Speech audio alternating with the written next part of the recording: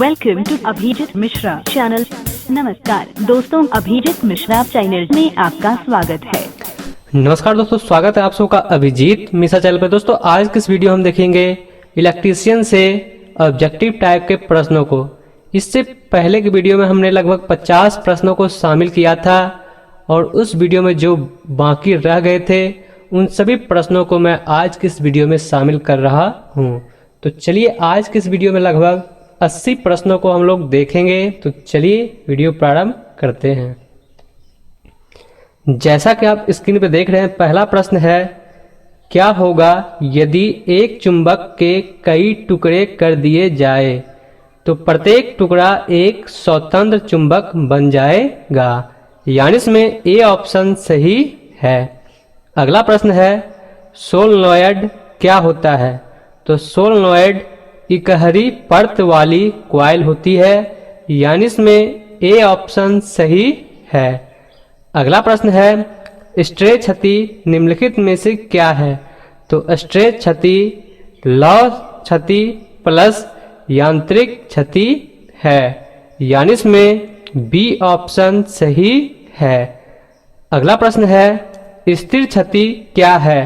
तो स्थिर क्षति लौह क्षति प्लस यांत्रिक क्षति प्लस शंट फील्ड क्षति है।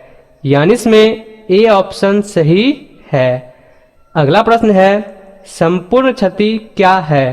तो संपूर्ण क्षति स्थिर क्षति प्लस अस्थिर क्षति है। यानी इसमें बी ऑप्शन सही है। अगला प्रश्न है, यदि कोई डीसी मोटर्स स्टार्ट होने के बाद रुक जाए तो क्या संभावित कारण हो सकते हैं? तो इसमें डी ऑप्शन सही है। यानी उपयुक्त तीनों में से कोई एक हो सकता है। अगला प्रश्न है, अच्छा फ्यूज किस धातु का होता है? तो अच्छा फ्यूज 37% सीसा प्लस 63% टीन का बना होता है। यानी इसमें ए ऑप्शन सही है। अगला प्रश्न है, पृथ्वी का प्रतिरोध लगभग कितना होता है? तो पृथ्वी का प्रतिरोध लगभग 3000 ओम सेंटीमीटर होता है। यानी इसमें डी ऑप्शन सही है।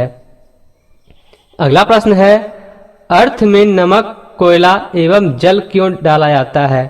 तो अर्थ में नमक कोयला और जल इसलिए डाला जाता है ताकि आसपास की भूमि नम बनी रहे। यानी इसमें डी ऑप्शन सही है। अगला प्रश्न है, अर्थिंग लीड क्या होता है? तो अर्थिंग लीड जिस तार द्वारा मशीन को अर्थ किया जाता है वो अर्थिंग लीड होता है। यानी इसमें ए ऑप्शन सही है। अगला प्रश्न है, शुद्ध कैपेसिटिव एसी परिपथ की शक्ति वह कितना होता है? तो यह 0 होता है, इसलिए इसमें डी ऑप्शन सही है। अगला प्रश्न है, लाइन वोल्टेज क्या होता है? तो लाइन वोल्टेज दो फेजों के मध्य विद्यमान वोल्टेज होता है। यानी इसमें बी ऑप्शन सही है। अगला प्रश्न है, फेज वोल्टेज क्या होता है? तो फेज वोल्टेज एक फेज तथा न्यूट्रल के मध्य विद्यमान वोल्टेज होता है। यानी इसमें बी ऑप्शन सही है। अगला प्रश्न है, वाट मीटर क्या होता है? तो वाट मीटर किसी वैद्युतिक परिपथ के शक्ति व्यय को नापने वाला यंत्र वाट मीटर होता है। यानी इसमें ए ऑप्शन सही है। अगला प्रश्न है, परिणामित्र पर खुले परिपथ का परीक्षण किया जाता है। इसमें सी ऑप्शन सही है। यानी लौह हानियों के लिए परिणामित्र पर खुले परिपथ का परीक्षण किया जाता है, इसकी लौह हानियों के लिए। यानी इसमें सी ऑप्शन सही है। अगला प्रश्न है, तीन कलीय वितरण परिणामित्र के संबंध क्या है? तो इसमें डी ऑप्शन सही है। यानी त्रिकोण तार। अगला प्रश्न है, अल्टरनेटर क्या है? तो अल्टरनेटर यांत्रिक ऊर्जा द्वारा एसी पैदा करना है। यानी इसमें ए ऑप्शन सही है। अगला प्रश्न है, परिणामित्र का कोड बनाया जाता है, तो परिणामित्र का कोड बनाया जाता है अधिक सिलिकॉन इस्पात का, यानी इसमें डी ऑप्शन सही है। अगला प्रश्न है, स्टेप अप ट्रांसफार्मर क्या होता है, तो स्टेप अप ट्रांसफार्मर जो इनपुट वोल्टेज मान को बढ़ाकर दूसरे परिपथ को प्रदान करता है वह स्टेप अप ट्रांसफार्मर होता है, यानी इसमें ए ऑप्शन सही है। अगला प्रश्न है, ट्रांसफार्मर्स के संदर्भ में आई क्या होता है, तो यह 200 से 15,000 वोल्ट सप्लाई होता है, यानी इसमें ए ऑप्शन सही है।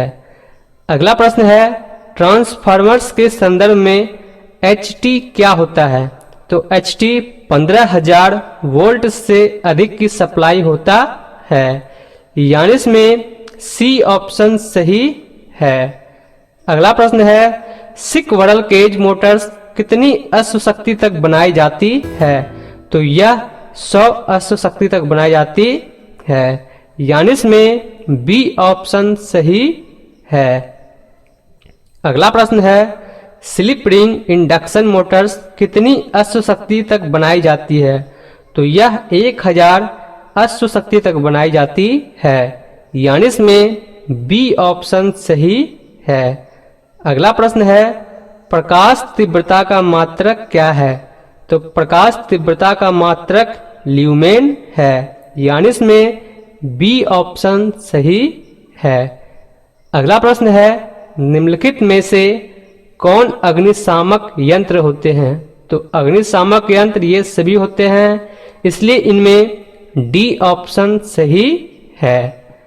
अगला प्रश्न है, आधुनिक लघु आकार के अग्निशामक यंत्रों में कौन सा द्रव भरा होता है, इसमें ए भी हो सकता है और बी भी हो सकता है, इसलिए इसमें ए और बी दोनों में से कोई एक हो सकता है, इसलिए इसका सी ऑप्शन सही है।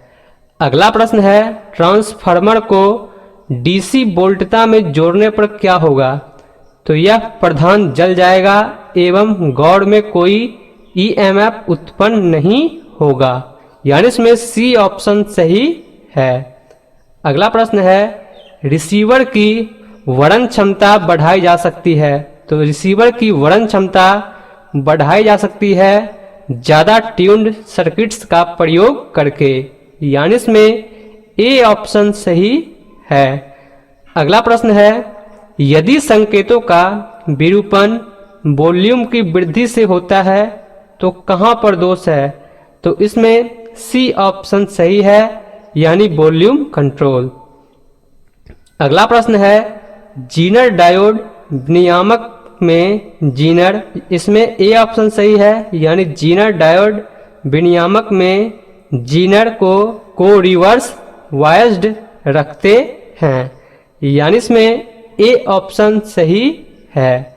अगला प्रश्न है, ब्रॉडकास्ट यानी प्रसारण रिसीवर में सबसे ज़्यादा वर्णन क्षमता प्राप्त की जाती है IF स्तर पर, यानी इसमें ए ऑप्शन सही है।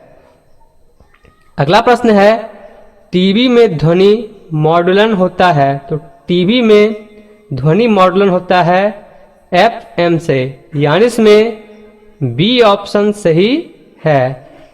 अगला प्रश्न है, एक एम्पलीफायर में विरूपण होता है जब इसका निर्गम शोरपूर्ण है, यानी इसमें सी ऑप्शन सही है। अगला प्रश्न है, एक पूर्ण रूप से चार्ज बैटरी का EMF प्रति सेल कितना होता है, तो यह 2.2 वोल्ट होता है, इसलिए इसमें सी ऑप्शन सही है। अगला प्रश्न है, रासायनिक सेल में करंट की चालकता होती है केवल ऋणात्मक आयनों के द्वारा, यानी इसमें सी ऑप्शन सही है। अगला प्रश्न है, यदि 4 प्रतिरोध प्रत्येक मान R ओम को समानांतर क्रम में जोड़ा जाए तो कॉम्बिनेशन का कुल प्रतिरोध कितना होगा, तो यह R/4 होगा, यानी इसमें डी ऑप्शन सही है। अगला प्रश्न है सोल्डर वायर मिश्रण होता है, तो सोल्डर वायर मिश्रण होता है टीन प्लस लेड का, यानी इसमें सी ऑप्शन सही है।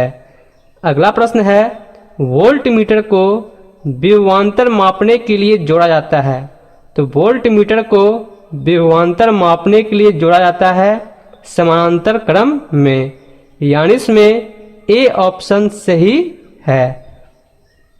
अगला प्रश्न है चालक पदार्थों का तापक्रम बढ़ाने पर उनका प्रतिरोध मान बढ़ जाता है, यानी इसमें ए ऑप्शन सही है।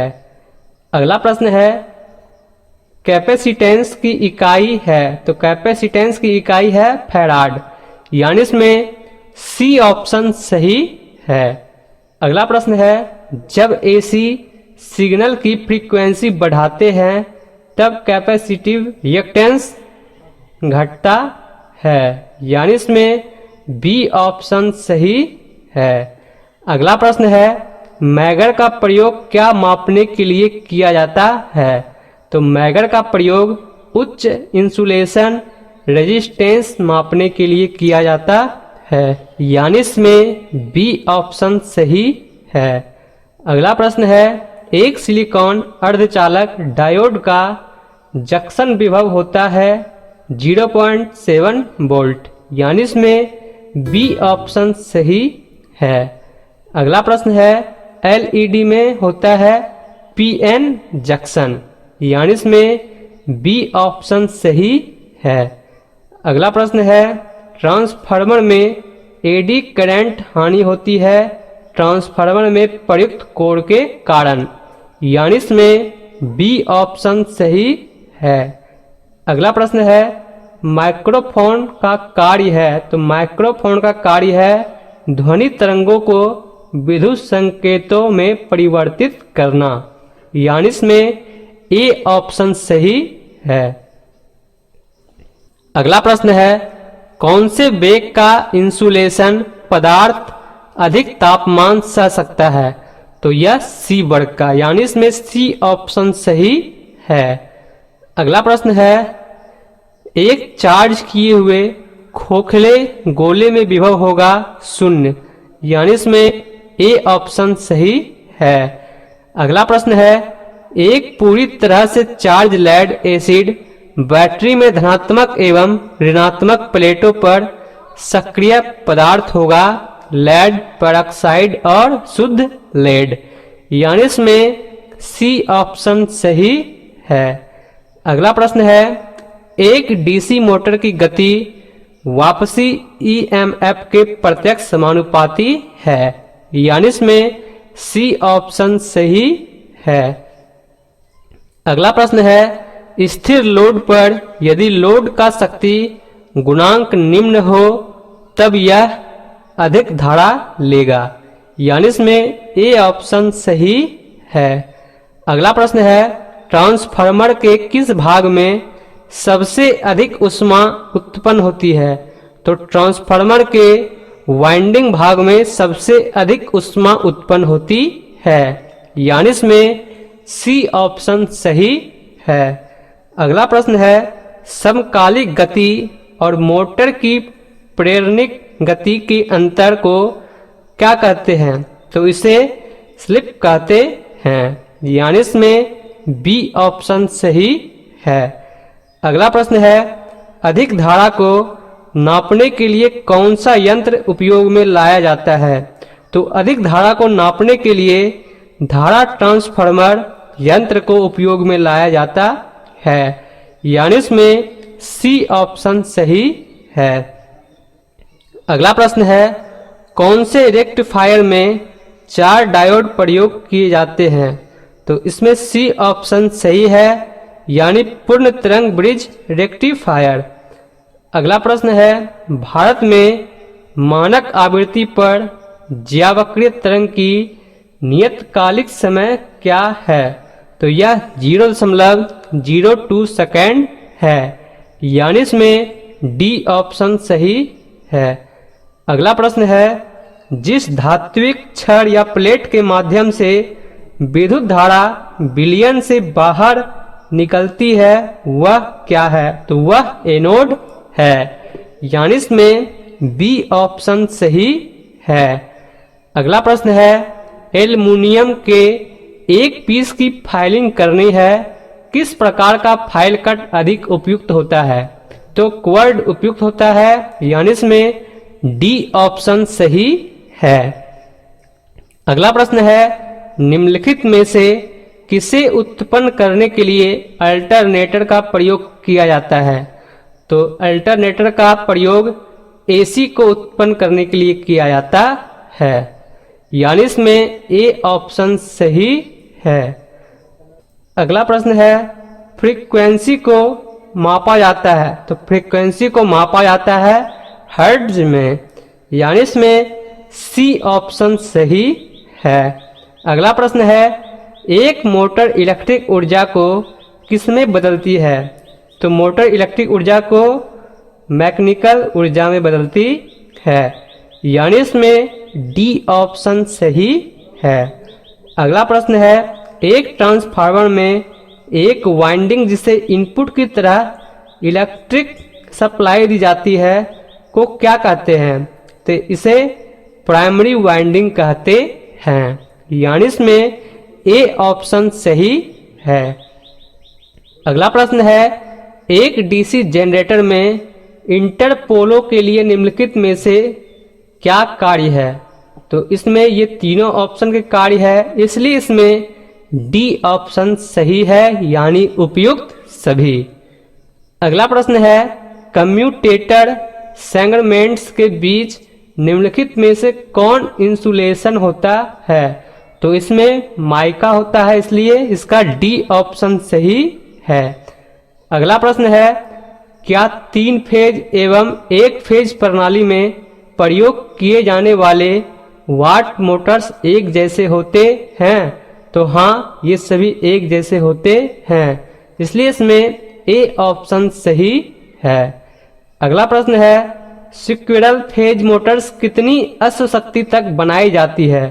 तो सिक्वेरल फेज मोटर्स 100 अश्व शक्ति तक बनाई जा सकती है, यानी इसमें बी ऑप्शन सही है। अगला प्रश्न है, एक सर्किट में कितने लाइट पॉइंट स्वीकृत होते हैं? तो एक सर्किट में 10 पॉइंट्स लाइट्स स्वीकृति होते हैं, यानी इसमें बी ऑप्शन सही है। अगला प्रश्न है, क्या एसी एवं डीसी वाट मोटर्स एक जैसे होते हैं? तो नहीं, ये दोनों एक जैसे नहीं होते हैं, यानी इसमें बी ऑप्शन सही है। अगला प्रश्न है, एक डीसी सीरीज मोटर के नॉर्मल ऑपरेशन के दौरान यदि फील्ड वाइंडिंग का अचानक ओपन सर्किट हो जाता है तो मोटर पर क्या प्रभाव पड़ेगा? तो वह नहीं चलेगी, यानी इसमें डी ऑप्शन सही है। अगला प्रश्न है, यदि फील्ड वाइंडिंग व फ्लक्स बढ़ जाता है तो एक डीसी सीरीज मोटर की स्पीड घट जाएगी, यानी इसमें सी ऑप्शन सही है।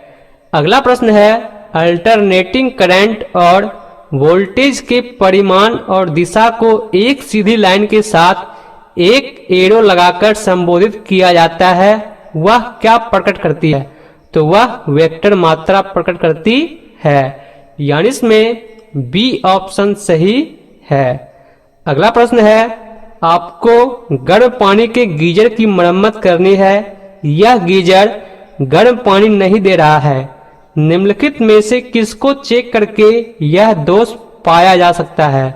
तो यह ओपन सर्किट के लिए वायरिंग कनेक्शन और लूज कनेक्शनों को चेक करके यह दोष पाया जा सकता है, यानी इसमें सी ऑप्शन सही है।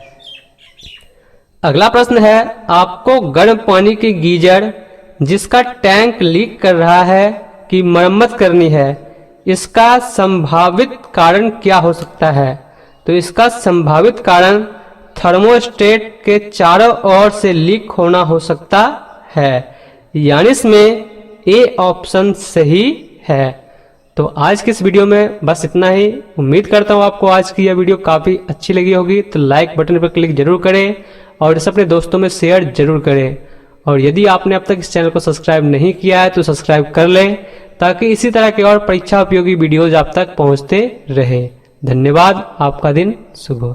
दोस्तों आज के इस वीडियो में बस इतना ही। लाइक और शेयर जरूर करें और यदि आपने अब तक इस चैनल को सब्सक्राइब नहीं किया है तो कर लें, ताकि इसी तरह के और भी महत्वपूर्ण जानकारी आप तक पहुंचते रहे। धन्यवाद। आपका दिन शुभ हो।